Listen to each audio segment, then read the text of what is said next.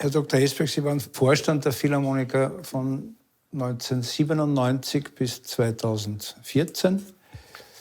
Nikolaus Harnoncourt hat, glaube ich, sein erstes Konzert 1984 bei den Philharmonikern gegeben, also relativ spät. Ab 1984 dann langsam tröpfelnd, würde ich mal sagen, bis zur Jahrtausendwende, wo es dann eigentlich losgegangen ist, würde ich mal sagen, gefühlsmäßig. Wie war denn das Verhältnis der Wiener Philharmoniker zu dem Nikolaus Harnoncourt ganz zu Beginn, also weil er doch eben relativ spät erst zu euch gekommen ist? Ja, es ist am Beispiel von Nikolaus Harnoncourt kann man verschiedene Dinge, ganz essentielle Dinge festmachen. Nicht nur was Kunst anbelangt, sondern überhaupt das Leben. Es gibt Beziehungen, da sagt man Liebe auf den ersten Blick, also im Privatleben meine ich. Und es gibt Beziehungen, wo man aufeinander zugeht und einander vielleicht zuerst gar nicht so sehr schätzt, aber dann wächst das. Und zwischen einem Orchester und Dirigenten kann man das auch beobachten. Und das habe ich in etlichen Fällen gesehen, und zwar beides. Liebe auf den ersten Blick und auch eine gewisse längere Anlaufzeit. Und Nikolaus Harnoncourt war so Letzteres. Also es bedurfte schon einiger Zeit, einiger Entwicklung, nämlich auch des Orchesters. Und ich war immer sehr, sehr, wie soll ich sagen, für zwei Sachen im Müllviertel. Ich komme zur Hälfte aus dem Müllviertel, wo mein Großvater Müller war, worauf ich sehr stolz bin. Da sagt man soll die Katz nicht gegen einen Strich bürsten. Es bringt nichts, wenn man da jetzt in einer Leitungsfunktion ist und man zwingt sozusagen dem Orchester jemanden auf. Ich finde, gerade in der Kunst, es muss ein Aufeinanderzugehen sein. Es kann niemand kann für sich in Anspruch nehmen oder kann von sich behaupten, ich habe den alleinigen Weg zu diesem oder jenem Komponisten oder diesem oder jenem Kunstwerk. Weil zu den großen Kunstwerken führen sehr, sehr viele Wege. Ob das jetzt die Pietà ist oder die Zauberflöte ist oder der Sturm ist, das macht keinen Unterschied. Niemand kann sagen, ich habe allein die alleinselig machende Wahrheit. Und natürlich, man darf auch jetzt nicht vergessen, unser Orchester zu dem Zeitpunkt, als wir die ersten Aufnahmen, den ersten Kontakt mit ihm hatten, das waren damals so Filmaufnahmen für die Unitel. Damals, das war ungefähr genau die Zeit, wo Karl Böhm gestorben ist. Jetzt ein Dirigent, der fast 40 Jahre lang unserem Orchester sehr, sehr verbunden war und vor allem auch international den Ruf des Mozart-Experten, Mozart-Spezialisten gehabt hat und das auch in gewisser Hinsicht ja auch wirklich war. Die allerletzte Aufnahme der Jupiter-Symphonie zum Beispiel, die haben wir gemacht, ich glaube, ein Jahr vor seinem Tod. Er 85 oder 86 Jahre alt.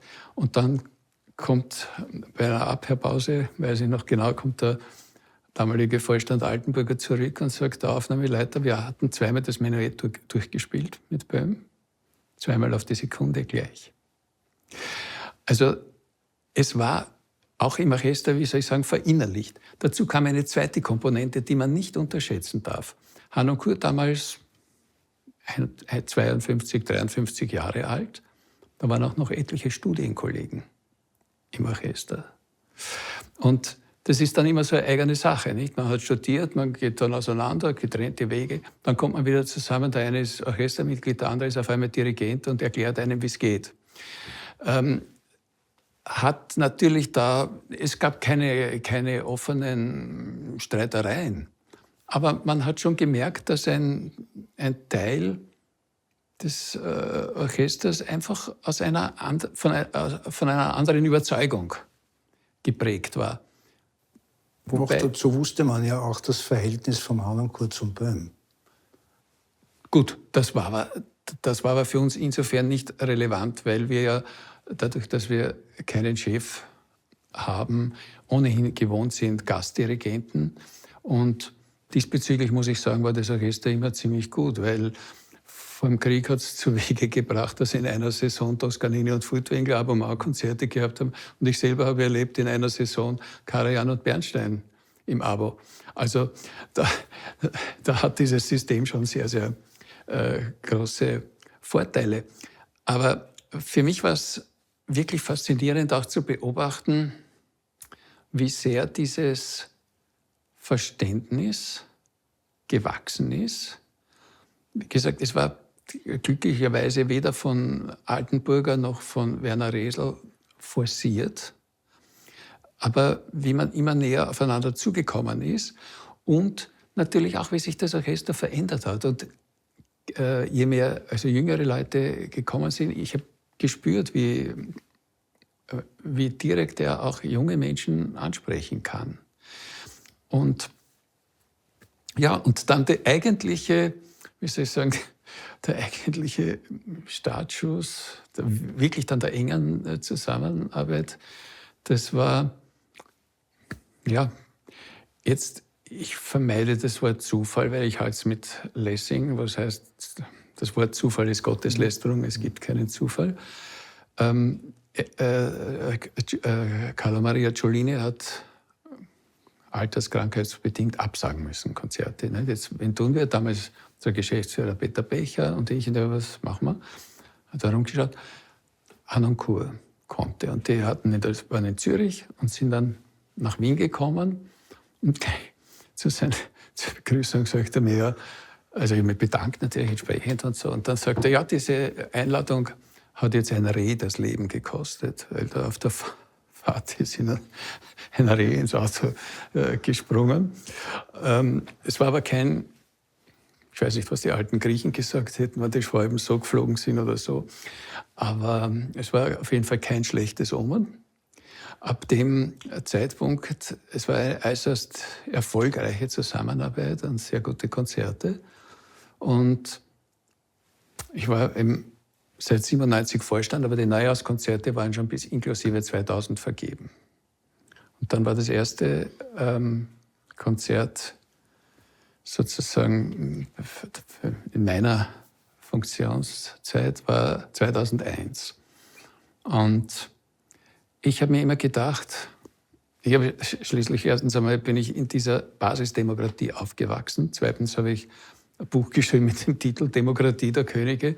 Und ich habe immer, es war so, dass mehr oder weniger Vorstand und höchstens Geschäftsführer haben entschieden, wer das Neujahrskonzert dirigiert. Und ich habe mir gedacht, okay, aus der Praxis heraus hat sich das so ergeben. Aber wenn ich überzeugt von der Demokratie bin, dann muss das wichtigste oder das spektakulärste Konzert auch einem demokratischen Prozess unterworfen sein.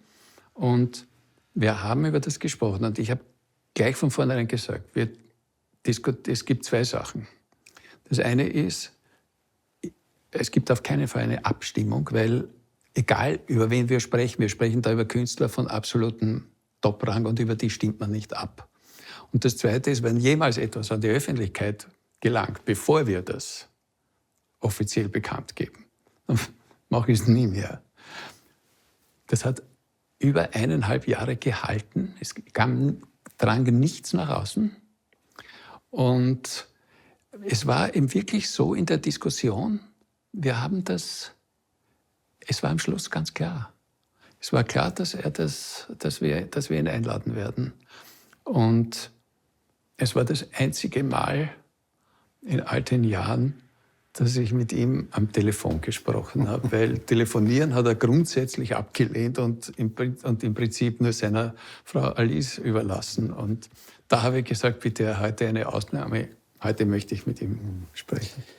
Das war auch das Neujahrskonzert, wo Sie dann zweimal den Radetzky-Marsch gespielt haben. Ja. Erzählen Sie mir bitte über diese Geschichte. Es war so, damals hat noch Professor Meiler das Programm im Wesentlichen gemacht. Faszinierende Unterhaltung zwischen den beiden.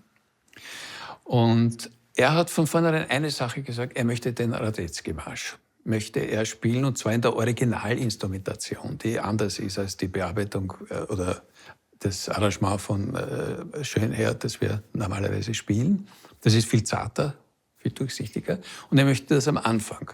Und wir haben gesagt, ja, wunderbar, super Idee, aber am Schluss müssen wir schon auch spielen, weil das, ohne das, gut, also ja, am Schluss, also dann in der normalen Version. Dann ist die Pressekonferenz und dann war die Frage, aus der Journalistenreihe war dann die Frage, was machen Sie, wenn da beim Neujahrskonzert, wenn dann im ersten, also wenn das eröffnet wird mit den Radetzky-Marsch, was machen Sie, wenn dann die Leute mitklatschen? Und Harnoncourt war etwas, und ich habe wirklich, das war eine Eingebung. Und ich habe gesagt, ich vertraue auf Harnoncourts Blick. Weil er konnte ja wirklich. Und es war auch so, es hat sich niemand im Saal, obwohl die Leute ihn nicht gesehen haben, er hat sich ja nicht angeschaut, aber es hat sich niemand gemuckst. Also es ist kein Applaus gekommen und dann zum Schluss dafür. Selbstverständlich. Noch einmal zurückkommend auf die Beziehung der Philharmoniker zu Nikolaus Harnoncourt. Woher kamen eigentlich diese Ressentiments ihm gegenüber? Also zum rein jetzt Technischen. Das ist eine Gewohnheitssache. An das muss man sich gewöhnen. Und diese Flexibilität, die muss man von unserem Orchester wirklich erwarten können, weil schließlich spielen wir allabendlich in der Staatsoper.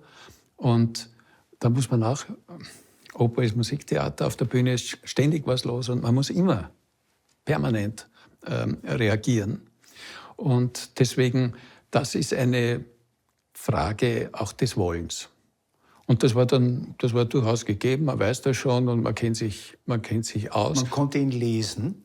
Erstens. Und zweitens konnte man auch immer, er war immer sofort bereit, wenn jemand gesagt hat, bitte können wir das nochmal machen, den Übergang, oder wie wollen Sie es genau haben und so.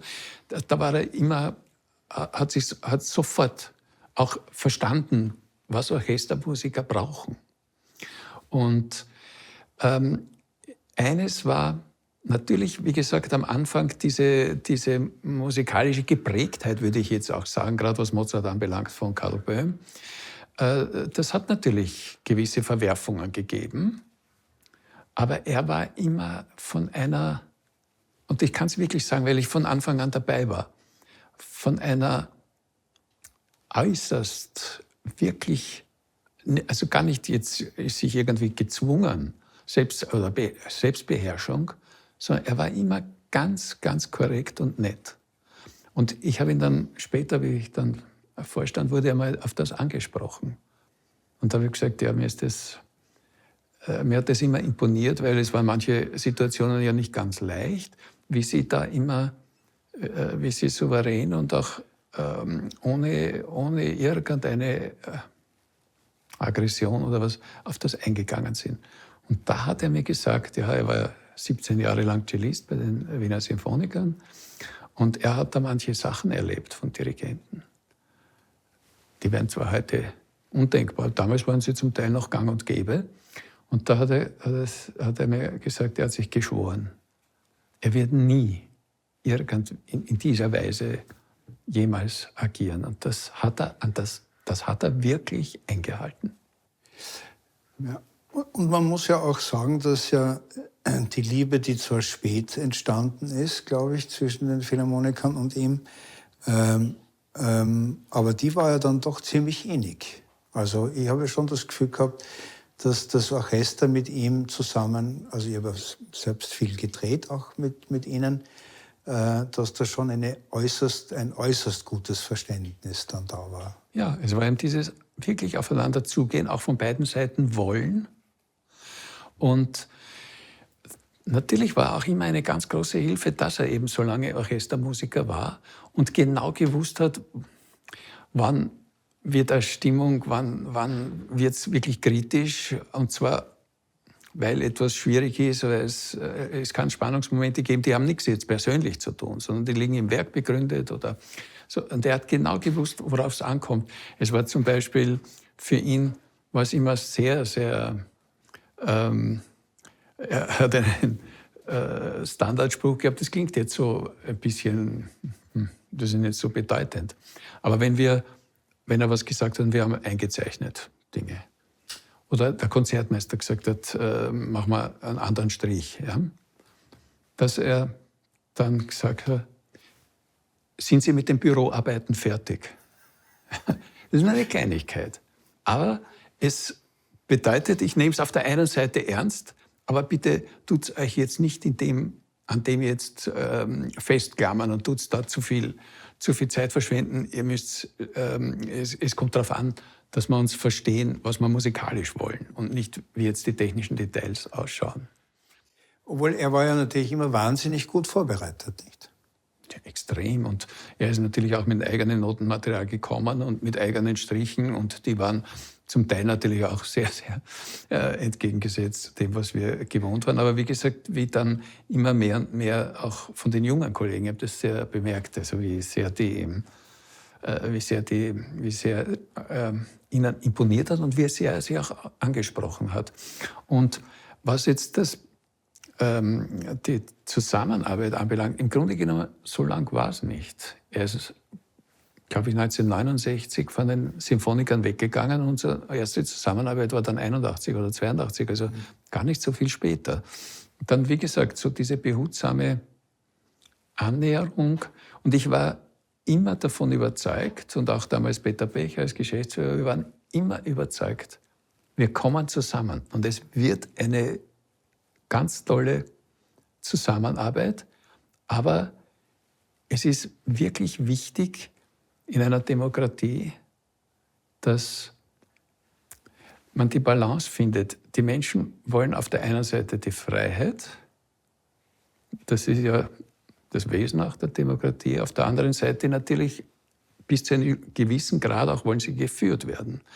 Aber es muss im Endeffekt so sein, dass alle oder zumindest der größte Teil das Gefühl hat, nicht nur das Gefühl hat, sondern auch spürt, dass die Entscheidung von innen kommt und jetzt nicht oktroyiert wird. Und wenn man so überzeugt ist, wie wir beide das waren, dass wir musikalisch trotz völlig unterschiedlicher Voraussetzungen aber zusammenkommen und dass das ganz tolle Ergebnisse werden.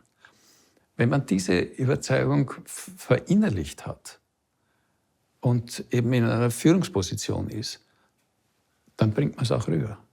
Es gibt eine Geschichte, glaube ich, da wart ihr euch nicht einig und dann hat der Nikolaus Harnoncourt gesagt, dann gehen wir ins Archiv schauen. Stimmt die? Ich glaube, war irgendein Schubert. Das kann nur bei der Schubert, bei der großen C-Dur gewesen sein, der Schluss. Der allerletzte Akkord, weil es ist im Autograph, es ist auf dem letzten Ton, er hat wirklich unter jedem, das ganze Partitur in ganz Großes so etwas gemacht, was man jetzt, die meisten Dirigenten legen es aus als Akzent, auch die Ausgaben dann. Und er hat aber gesagt, das ist ein Diminuendo. Und wenn man sich die Partitur anschaut, ja, es ist auffällig, dass das so riesige Decrescendo-Zeichen sind. Aber das war, er hat immer gesagt, wenn Sie mir was beweisen können, dass es falsch ist, dann ändere ich es. Und ich bin einmal wirklich zu ihm gegangen, weil ich habe da in der Pastorale, da gibt es eine Stelle mit Dämpfer, ohne Dämpfer und so weiter. Und ich habe von ganz frühen, also Kritiken gehabt von ganz frühen Aufführungen. Da habe ich gesagt, wie schaut es jetzt aus, nicht? Und er war natürlich auch, wie soll ich sagen, er hat schon, für mich war er immer ein Prometheus-Typ, ja? Ein Fackelträger, einer, der vorangeht und einer, der also auf der Suche ist. Und das hat man einfach gespürt. Und dadurch hat man natürlich auch in Kauf genommen, dass manchmal sich der Weg auch geändert hat. Er hat dann den Dieter Fluri, der dann mit mir gemeinsam der 9 Jahre Geschäftsführer war. Und wir hatten eine phänomenale Zusammenarbeit. Und dem hat einmal 2 völlig widersprüchliche Sachen innerhalb weniger Jahre über die 3 letzten Mozart-Sinfonien gesagt, wie man die spielen muss, mit Pause, ohne Pause oder sonst irgendwie.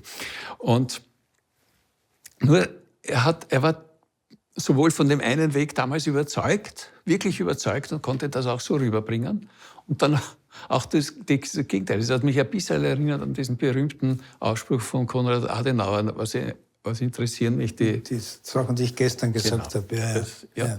Also das war bei ihm, aber das finde ich, das muss bei Menschen sein, die die wirklich mit einer Fackel vorangehen und den Weg ausleuchten. Nicht? Wir gehen ja dann halt nach.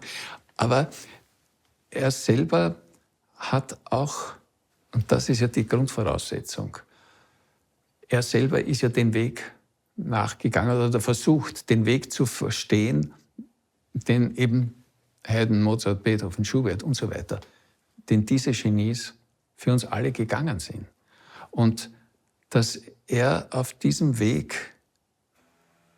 sich auf diesem Weg befunden hat, das hat man ihm abgenommen. Ja, und es war auch, glaube ich, fast wie ein Ehrgeiz von ihm, dass er sozusagen gewisse Dinge dann ja immer neu machen, also noch einmal machen wollte, weil er irgendwelche Erkenntnisse gefunden hat oder er ist draufgekommen, dass ihm das vielleicht doch nicht so gepasst hat, nicht? Es ist leider Gottes, das war ziemlich tragisch eigentlich. Es war ein Projekt im Gespräch. Karajan wollte mit uns nochmal alle Orchesterwerke von Beethoven aufnehmen. Das heißt, und es war zu einem Zeitpunkt, Karajan ist mit 81 gestorben. Also, und die Begründung von ihm war eben, er glaubt jetzt einen anderen Zugang dazu zu haben. Und auch das macht einen großen Interpreten meiner Ansicht nach aus, dass man dann nicht sich zurücklehnt und sagt, jetzt habe ich das abgeschlossen, jetzt habe ich das geschafft, sondern dass man weiß, dass man immer auf der Suche ist. Und das hat er verkörpert. Und so das ist nicht als vordergründiger, also Gag würde ich das in dem Zusammenhang gar nicht einmal nennen, aber als ich ihn einmal gefragt habe, ob er da sich jetzt nicht ein bisschen, aber nicht Erholung braucht oder Urlaub braucht, nach einer ganz anstrengenden Phase, seine Antwort darauf, ausruhen kann ich mich im Grab. Und das klingt jetzt so als, Bonmot irgendwie, bisschen makaber, aber Bonmot. Aber es ist seine Überzeugung gewesen. Und so hat er gelebt. Wie sind Sie denn eigentlich mit ihm zu den musikalischen Programmen gekommen, die Sie gemeinsam musiziert haben? Und waren das immer nur sozusagen Ihre Vorschläge oder ist er gekommen oder wie kann ich mir das vorstellen? Nein, wir hatten ja immer sehr, sehr gute Gespräche und selbstverständlich gerade er hat doch man muss dann auf die jeweiligen Künstlerpersönlichkeiten auch eingehen. Die haben verschiedene Notwendigkeiten. Nicht mit einem Marcel konnte man anders sprechen oder mit einem Meter über Programm als mit Harnoncourt, der sich logischerweise aufgrund der Laufbahn, die er genommen hat, auf weniger Sachen spezialisiert hat. Aber wenn er zum Beispiel dahergekommen ist und gesagt hat, Berg-Violinkonzert, und dann haben wir gesagt, ja, super. Oder Buch mit 7 Siegeln. Er hat sich das gewünscht zu seinem 80. Geburtstag. Und wir haben es vorher ja auch noch schon aufgenommen. Das waren zum Teil seine Vorschläge, zum Teil unsere Bitten. Und ich weiß noch, wie unser damaliger Kassier, Gerald Schubert, der hat mir mal gesagt, also wenn er es wirklich so ernst meint mit der Zusammenarbeit mit uns, dann spielen wir mal was von Bach. Und dann hatten wir die Matthäus-Passion. Mhm. Und das war wirklich eine denkwürdige Aufführung. Und wo er und auch Alice nachher zu mir gesagt haben, wir haben schon geglaubt, dass es gut wird. Aber dass es so gut wird.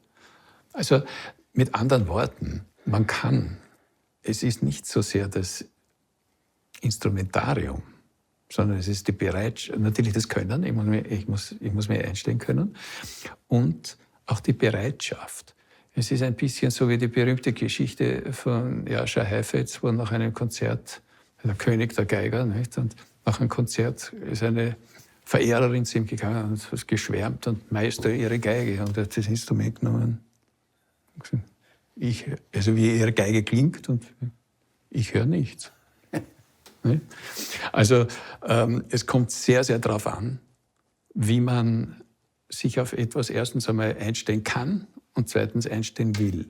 Und wenn beides vorhanden ist, dann bringt man diese Resultate zu Wege. War aber schon eine Herausforderung fürs Orchester, vermute ich einmal, Matthäus Passion auf modernen Instrumenten zu spielen und den Ansprüchen des Nikolaus gerecht zu werden, oder? Ja, aber das ist, also das war gerade, das ist eine, wie soll ich sagen, das ist eine Herausforderung, aber das will man ja haben. Man erwartet sich ja auch von diesen Leuten, dass man gefordert wird.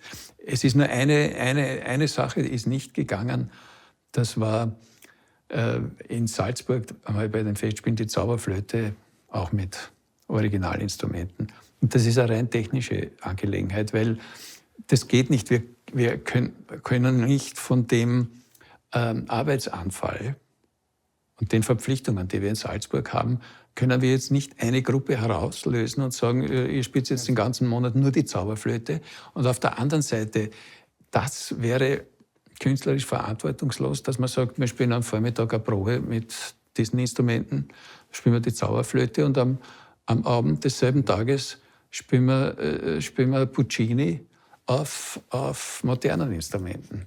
Also das hat sich aus rein arbeitstechnischen oder zeitplanmäßigen Gründen nicht verwirklichen lassen. Aber ansonsten sind wir einander einfach auch näher gekommen. Er hat ja auch verschiedene Sachen, Kompromisse sozusagen, für ihn Kompromisse auch in Kauf genommen. Und das ist ja das Schöne. Welche Kompromisse waren das zum Beispiel? Klanglicher Natur. Okay. Also es war ganz, ganz selten, dass er irgendwie mit Vibrato oder so Sachen, dass er da was gesagt hat. Es war auch nicht notwendig, weil man hat sich, wie gesagt, aufeinander eingestellt. Ich habe bei ihm schon auch das erlebt, so ähnlich wie bei Carlos Kleiber, auch bei Böhm in den letzten Jahren, was Karajan einmal formuliert hat. Es ist, wenn es sozusagen stimmt alles, dann ist das Orchester wie ein Schwarm Zugvögel. Keiner könnte sagen, wo es hingeht, aber alle wissen die Richtung. Und dieses Gefühl auch am Podium oder in der Oper, dieser Gemeinsamkeit, dass man ganz genau weiß, auch wenn das völlig anders ist, als man es in den Proben gehabt hat. Und trotzdem wissen es alle, wie es gemeint ist. Da ist natürlich die Voraussetzung schon eine unerhörte Überzeugungskraft der Persönlichkeit, die da vorne steht. Er hat mir mal gesagt, weil ich mit ihm über Solistenkonzerte auch gesprochen habe, hat er gesagt, naja, das hängt sehr davon ab, weil die meisten Solisten kommen fertig zu mir und dann spielen die irgendwas. Wie war denn das zum Beispiel bei Ihnen mit dem Lang Lang und dem Harnoncourt? Wollte ich jetzt gerade, wenn Sie die Frage so stellen, wäre für mich das Paradebeispiel, weil da war nämlich Folgendes, also Lang Lang ist mit dem kenne ich seit er 21 ist und er ist bei uns, meine Frau hat immer gesagt, so 5. Kind. Also wir sind ihm wirklich sehr, sehr freundschaftlich verbunden. Und er hat einmal zu mir gesagt, er möchte gerne mit Harnoncourt spielen. Ich habe gesagt, gut, ja, und dann kannst du mit ihm reden, das ist selbstverständlich. Und ich habe mit Harnoncourt gesprochen und seine allererste, sofortige Reaktion war, ja, wird er sich was sagen lassen? Und dann habe ich gesagt, ja, 100%ig, weil er möchte unbedingt. Und wir hatten dann wir haben Mozart-Konzerte aufgenommen.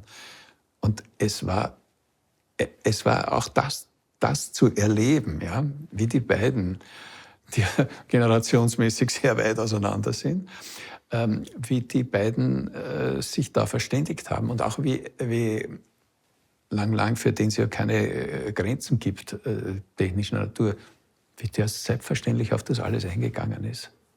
Das hat mich, das hat mich bewegt, tief bewegt. Ich fand es im Übrigen auch eine ganz besondere. Das war auch eine. Das war ganz besonders. Ja. Fanden Sie eigentlich, dass der Harnoncourt ein besserer Orchesterdirigent, also Konzertdirigent war oder Operndirigent? Es ist, also natürlich im Konzert ist es anders, weil da hat man die Proben unmittelbar davor und dann das Konzert. Die Oper ist ein Riesenapparat und das stellt natürlich andere Herausforderungen. Aber auch da ist es wieder, das muss man einfach auch wissen oder vom Orchester die Einstellung haben. Und ich habe gefunden, also die Oper mit ihm war immer eine in mehrfacher Hinsicht aufregende Sache. Warum? Naja, weil es ist natürlich, es ist ein Unterschied, wenn jemand dort wie Marcel oder Mutti oder Meta, die einfach auch damit ganz anders aufgewachsen sind und ganz eine andere Praxis und auch wirklich gewohnt waren, Repertoirevorstellungen auch zu dirigieren, dann mit einer anderen Besetzung und den Apparat anders im Griff haben.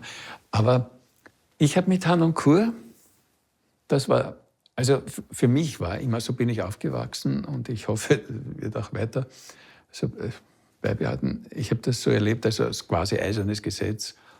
Wir mischen uns nie in Fragen, was die Bühne anbelangt, ein und niemals ein Regisseur, was Orchester anbelangt. Bei Harnoncourt wird zweimal eine Ausnahme gemacht. Das eine war das war Peter Ruzickas erster Festspielsommer und seine erste Premiere, Don Giovanni damals, nicht mit Thomas Hempson und wo nicht Repko dann groß herausgekommen ist. Die ja schon übrigens ein paar Jahre vorher als Blumenmädchen in Parsifal in Salzburg gesungen hat. Nicht? Und da war doch dieses berühmte Balmers-Plakat. Und es war, finde ich, das war wirklich ein genialer Regieeinfall, wo man ja dann eigentlich zuerst nicht gewusst hat, warum ist das Plakat. Und erst in der Friedhofsszene. Martin Kuschel. Ja, erst in der Friedhofsszene, wo da diese ganzen dann, weil im Laufe des Stücks sind immer wieder mehr oder weniger, eher weniger bekleidete Damen vorgekommen und zuerst dieses berühmte Balmers-Plakat. Und dann hat man sich bei der Friedhofsszene gedacht, na, wir sind jetzt schon wieder da. Aber da war es so dunkel und so. Und dann auf einmal, die waren aber dann mit dem Rücken, dann drehen die sich alle um und auf einmal waren das alles halb verwest. Fetzen. Das war einer der stärksten Momente, die ich je erlebt habe im Operntheater. Und das war also unfassbar. Und die zwei, Don Giovanni e Leporello, haben sich zwischen denen bewegt. Und dann ist ja die Musik dieser Szene endet ja von Mozart so fantastisch mit so einem Höllengelächter. Aber das verschwindet, diminuendo. Dann war alles klar, warum dieses Plakat. Nur die Idee war, also die Oper fängt ja an mit Kontur, Forte, Ding, und dann kommt die Opera Bufforde. Ne? Und die Idee war, da geht der Vorhang auf und da kommt das Plakat. Und da bin ich gegangen und gesagt, bitte, das können Sie nicht akzeptieren. Ja, wieso? Sage ich, weil dann brauchen wir das Piano da nicht spielen. Weil die einen werden lachen, die anderen werden sich aufregen, tratschen werden alle. Es wird ein Lärmpegel im Publikum sein. Ja, was soll man da machen? Sag ich, ganz einfach, Sie treten auf und der Vorhang soll aufgehen. Da ist Applaus, da ist ein Wirbel und wir setzen Forte ein und bis wir beim Piano sind, ist eine Ruhe. Ja, da glauben Sie wirklich. Ich sage, nein, ich glaube es nicht, ich weiß es. Na, dann hat die Alice gesagt, na, probieren wir es bei der Generalprobe so, wie es vorgesehen ist. Na, es war so. Selbst in der Generalprobe war ein Wirbel. Dann wurde das geändert. Das war das eine. Und das andere war Titus, auch Couché. Der Schluss des ersten Aktes, wo alle glauben, Titus ist ermordet worden. Und ich meine, von Mozart gibt es unzählige starke Momente auf der Bühne, aber das ist einer der allerstärksten, ein Trauermarsch in Dur. Und alle stehen also fassungslos. Da kommt einer reingestürmt, ein Feuerwehrmann, und schreit Alarme. Ich habe gesagt, also bitte, wie können Sie das akzeptieren? Und das wurde dann auch geändert, weil dann ist ja dann der Brand von Rom und so. Also da kann ja das sein. Ich weiß nur von ihm, dass er hat ja mit sehr starken Regisseuren gearbeitet, muss man sagen, und Regisseurinnen. Flim, Berghaus, also da gab es eine Kuschel, da gab es ja doch eine ganz ansehnliche Zahl von kräftigen Frauen und Männern. Manchmal hatte ich das Gefühl, zum Beispiel auch bei der besagten Zauberflöte in Salzburg, dass ihm das oben gar nicht mehr gepasst hat und er sich dann eigentlich nur mehr mit euch beschäftigt hat, mit den Philharmonikern beschäftigt hat und sich quasi zurückgezogen hat. Also er war nicht derjenige, der hinaufgebrüllt hat und gesagt, was macht ihr dort oben, sondern er ist, glaube ich, dann eher zurückgegangen. Ich glaube auch. Also ich hab mit ihm schon ziemlich viel gesprochen und habe ihn in vielen Situationen erlebt. Und einmal habe ich mir erlaubt, ihm zu sagen, nach einer Probe, und er war also im vollsten Einsatz. Und er ist dann nachher auf dem Sessel gesessen, war also erschöpft. Und ich habe gesagt, wenn Sie sich ein bisschen mehr schonen würden in den Proben. Und da hat er gesagt, das kann ich nicht. Ich muss mich ganz verausgaben. Und er hat aber dann gesagt, er hat zu mir gesagt, aber es fällt mir immer schwerer. Und ich glaube, gerade bei der Zauberflöte, ich glaube, es war auch schon, dass er gemerkt hat, er ist jetzt an den körperlichen Grenzen.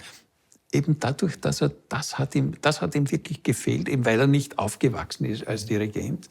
Und am besten für jeden Dirigenten wäre es, in einer Oper groß zu werden und Repertoirevorstellungen zu haben. Ja, und möglichst welche, wo einiges passiert auf der Bühne. Nicht, wenn man den Adam Fischer fragt, der in St. Pölten angefangen hat, und dann sagt er, dann ist einmal ein Sänger oder Sängerin nicht gekommen oder nicht zurechtgekommen, hat er gesungen während Dirigieren und solche Geschichten. Das hatte er nicht.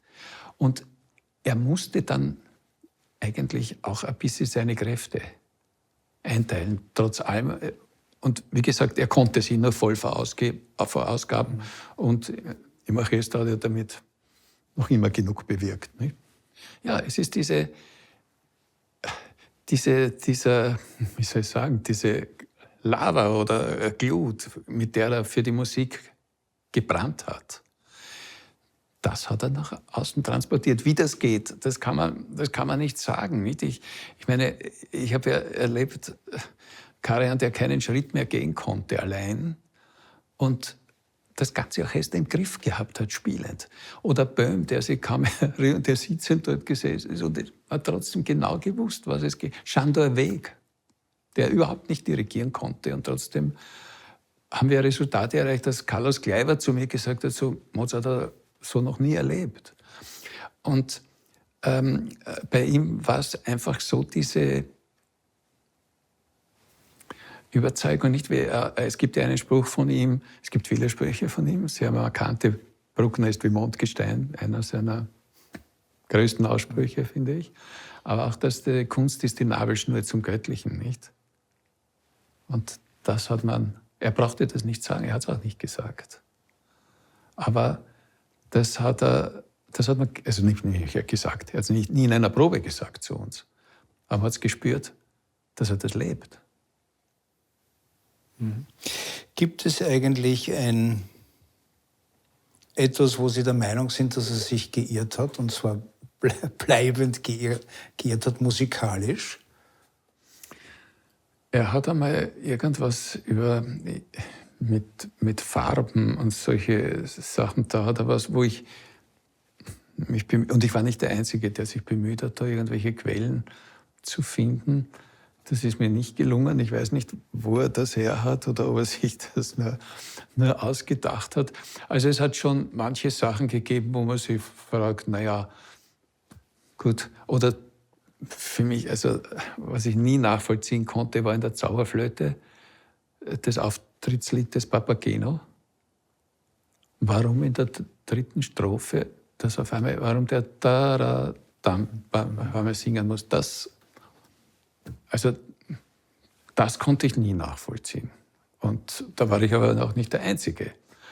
Und, aber sonst, ich meine, was mich ein bisschen,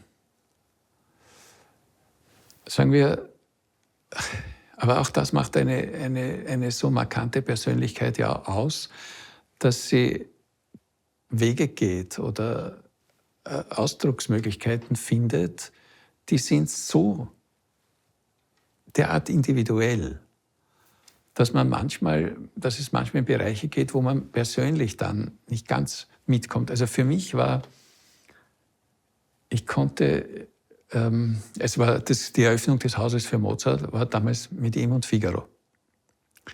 Und Mozart, ja. Und wir hatten schon die Koffer gepackt, wir waren zum Wegfahren und ich heb den Koffer auf, Bandscheibenvorfall, umgefallen, Spital, konnte die Premiere nicht spielen. Und war natürlich wahnsinnig traurig, habe mir das Ganze angeschaut und habe später dann noch gespielt. Der Figaro war beeindruckend, das war toll in jeder Beziehung und also vom Intellektuellen her, auch musikalisch und so weiter, alles sängerisch oben, das war eine großartige Sache. Die Inszenierung auch diese Idee, was der Moskowus da herumschleppen musste, das alleine ja schon. Aber eines habe ich persönlich da etwas vermisst, nämlich, dass bei Mozart, bei dem Figaro von ersten Beginn an, wo man ja beim Figaro, bei der Ouvertüre, gar nicht einmal merkt, dass da etwas geschieht, was gegen alle Gesetze, gegen die simpelsten Gesetze verstößt. Der Anfang ist eine siebentaktige Phrase, man merkt es nicht. Und das ganze Stück hindurch, über allem liegt wie ein Duft in einer Sommernacht, ja, liegt da irgendein derartiger Zauber, eine Atmosphäre, irgendetwas Unbestimmbares und sehr, sehr Diffiziles. Und das hat mir ein bisschen gefehlt. Ich finde, er war unübertrefflich, zum Beispiel bei Idomeneo. Die Serie, Titus, die Serieteile des Don Giovanni, da war er unübertrefflich. Aber dort, wo es einmal dieser Charme, also der Zauber dieses Mozartschen Charmes, der immer einen unglaublichen Tiefgang auch hat, da war manchmal diese Leichtigkeit, die bei Mozart immer vorhanden sein muss. Das hat manchmal gefehlt. Das habe ich da ein bisschen vermisst beim Figaro. Was sagen Sie zu den Rezitativen? Also das hat er ja auch, würde ich sagen, so in den letzten 10, 20 Jahren hat er das ja auch stetig verändert. Den letzten Da Ponte-Zyklus, wo ich das Vergnügen hatte, den Konzertant zu inszenieren im Theater an der Wien. Und da habe ich auch Dokus gedreht darüber. Da hat er den Sängern und Sängerinnen immer gesagt, bitte sprechen Sie das mehr. Ich finde, das ist die einzig richtige, logische, brillante Idee von ihm gewesen, die Rezitative so zu machen. Sind Sie da meiner Meinung? Absolut. Ja, absolut. Und vor allem, es ist eines, also ich bin mit dem Begriff Da Ponte Oper nicht ganz einverstanden, und zwar deswegen. Weil, wenn man weiß von der ganzen Cairo Idomeneo, wo es die Briefe mit dem Vater gibt, wie sehr er Einfluss genommen hat, wie starken Einfluss Mozart auf das Ganze. Deswegen, leider gibt es da keine Briefe dann mehr, also was diese Opern anbelangt, auch nicht die Zauberflöte. Das würde mich wahnsinnig interessieren. Wie viel ist da Schikaneder, wie viel ist Mozart? Und das, was Hanno Kurtak gemacht hat, also ich finde das, mich hat das immer so, das hätte ihm wahrscheinlich nicht gefallen, damit verglichen zu werden. Aber diese berühmte Geschichte, die Mozart da im Brief an Constanze beschreibt, wo er sagt, also über die Zauberflöten-Serie, die damals war, nicht? Und Schikaneder singt den Papageno und dann beim Mädchen oder Weibchen bekam ich Lust, heute hinaufzugehen und selber zu spielen. Und dann hat er das gespielt und dann hat er dort irgendeine Figur hineingemacht und der Schikaneder ist zusammengezuckt, das war nicht. Und dann schreibt er, dann blickt er, sah mich. Und dann hat er gemerkt, er macht jetzt einen Witz. Und dann, wie er das wieder gemacht hat, hat er dann draufgehauen und hat gesagt, halt's Maul. Sodass die Leute alle kapiert haben, das ist ein Scherz. Aber was dahinter steckt, hinter dem Ganzen, ist diese Lebendigkeit, nicht? Einer Aufführung. Das heißt, diese Oper zum Ereignis zu machen. Und da sind wir jetzt bei einem Punkt, den Harnoncourt immer, das finde ich ja einen ganz, ganz tollen Ausspruch, vielleicht seinen nach dem Bruckner oder gemeinsam mit Bruckner der größten Ausspruch, dass er gesagt hat, wenn nach einer Aufführung, also sei es Oper oder Konzert, wenn die Welt nicht besser geworden ist, dann waren wir nicht gut.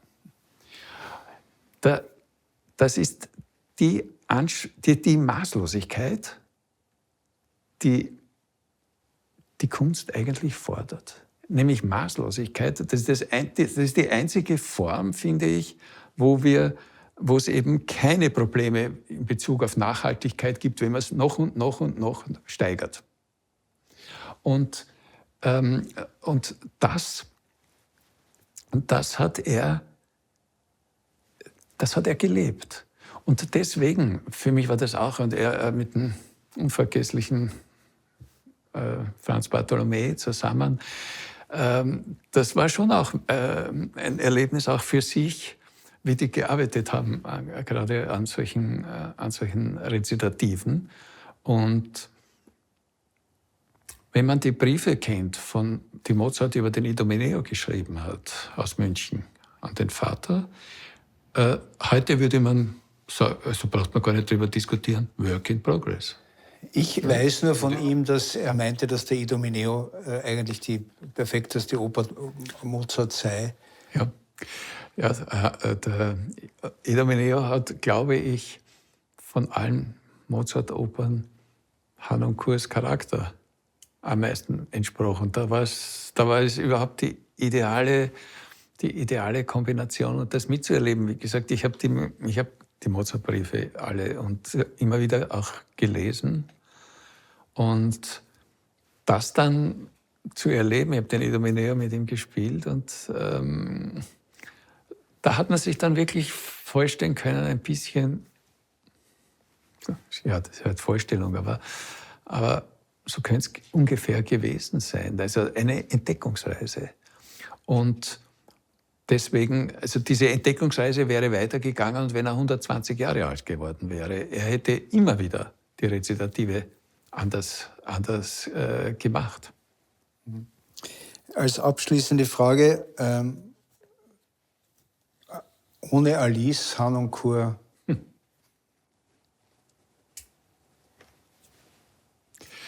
Es war immer bei den, wie soll ich sagen, wenn es darauf angekommen ist, also bei Tourneen oder also Projekten in der Planung, also war immer mein erster Weg eigentlich zu Alice. Und dann muss ich auch sagen, natürlich in weiterer Folge dann auch in späteren Jahren auch zu Franz, zu seinem Sohn und dem Arzt. Also wir haben, obwohl er das ja eigentlich nicht machen wollte, aber wir haben ihn in die USA gebracht zu einer großen Tournee und nach Japan.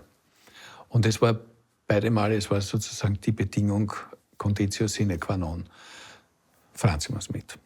Das war für uns klar, natürlich, ja bitte, das ist selbstverständlich, weil es ist ja nicht nur darum gegangen, dass er da jetzt den Sohn bzw. Arzt seines Vertrauens mit hat, sondern auch, das gibt ja auch Sicherheit.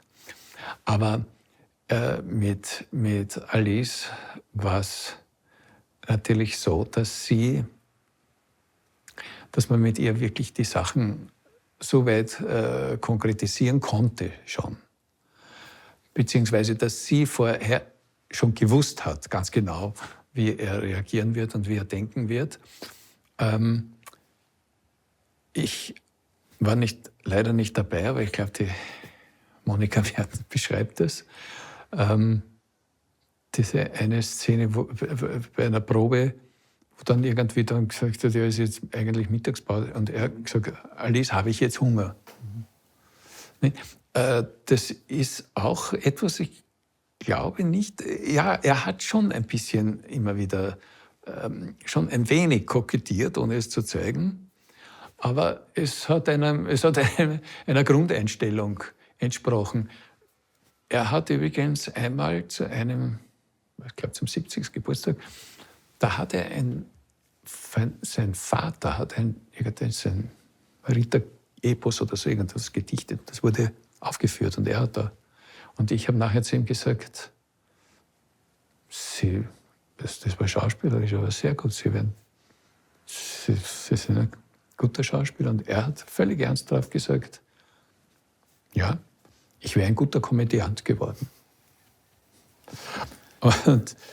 Und vielleicht das berührendste Erlebnis, das ich je mit ihm hatte, das war, wir haben die Marmelade aufgenommen. Konzert und eben Aufnahmen. Und da ist die Lehrerin von so einer begabten Klasse, also wahnsinnig, so ganz, ich weiß nicht, Neulandschule oder so irgendwas, junge Lehrerin vorher zu mir gekommen, ja, ob die Kinder kommen können und so. Ja, haben wir dann Ding. Und sie ist dann am Küchel sofort gesagt, Konzertmeister Küchel, ja, wenn dann am Podium zwischen uns sitzen. Die Kinder waren einstudiert, also es ist so weit gegangen, dass ich ihr einen tschechischen Kollegen geschickt habe, weil sie wollte, dass sie richtig das ausspricht mit den Kindern. So, und dann ist ein Kind krank geworden. Dann haben die Eltern gefragt, ob sie kommen können zu der Probe. Ja, sicher. Jetzt ist ein Kind krank geworden und ein Mädchen. Und jetzt haben die Eltern Angst gehabt, sie können jetzt nicht kommen. Jetzt haben sie den jüngeren Bruder genötigt, dass sie dort im Musikverein dabei sind. Und die Kinder haben Zeichnung gemacht von der Moldau eben und so und haben das dann nachher war im Künstlerzimmer. Also bin ich reingegangen, die Kinder alle und die Lehrerin. Und da haben sie Hanno Kur diese Zeichnung überreicht und mir auch fürs Orchester eben. Und Hanno Kur mit einem sicheren Instinkt von der Kinderschau, ich weiß nicht, 15 Kinder oder was da waren, ausgerechnet den Buben, fragt er, und wie hat's dir gefallen? Und es war unbeschreiblich. Der ganze Hass gegen diese depperte Schwester und die genauso blöden Eltern, die ihn genötigt haben und gezwungen, jetzt dort 2,5 Stunden zu sitzen, bricht aus dem Buben heraus. Und der sagt, überhaupt nicht, ich hasse Musik. Jetzt, also es war wunderbar, ich habe gesehen, die Lehrerin wird weiß, ja. Ich habe so lachen müssen. Und Hanno Kur war völlig Herr der Lage. Der hat sich mit dem Buben in einer Weise ernsthaft unterhalten. Der hat überhaupt nicht gesagt, so Blödsinn, was du redest oder irgendwie. Sondern der hat gesagt, wie kannst du das sagen? Du weißt nicht, was das Leben dir noch bringt und du wirst deine Meinung noch des Öfteren. Und so auf die Tour ganz ernsthaft, wie mit einem Erwachsenen, hat es, also da habe ich gesehen, was eben so eine innere Überzeugtheit, ein inneres Brennen, was das bedeutet und was ein Fackelträger ist, der trägt die Fackel für alle. Er war natürlich zu keiner Sekunde seines Lebens, glaube ich, oberflächlich. Ja. Es war einfach ein sehr ernsthafter. Ja, es war nicht möglich, mit ihm ein Gespräch so über Smalltalk. War nicht möglich, ja. War nicht möglich. Ich habe einmal hatten wir ein Abendessen gemeinsam. Da waren wir nur, ich weiß nicht, zu viert, eine Frau dabei, ganz klein. Und da war irgendwie die Rede und ich war mir nicht ganz sicher, ob er wirklich am 6. Dezember Geburtstag hat. Und sage, haben Sie, also wann sind Sie jetzt wirklich auf die Welt gekommen? Ich wusste Berlin und 1929, aber dann sagt er, ja, 6. Dezember. Meine Eltern waren immer sicher, ich werde ein Nikolaus. Und ich sage drauf, sagen Sie einmal, was hätten Ihre Eltern gemacht, wenn Sie am 5. Dezember auf die Welt gekommen wären? Und bevor er noch irgendetwas sagen hat, weil er war, nicht, das hat ihn sozusagen, mit sowas konnte man ihn aus dem Konzept bringen. Und bevor er noch was gesagt hat, hat die Alice gesagt, ja, wenn du die Augen, das schaust du wirklich aus wie ein Krampus. So war. Vielen, vielen Dank, Herr Dr. Ellsberg, für das sehr schöne Gespräch. Dankeschön. Danke, es hat mich gefreut.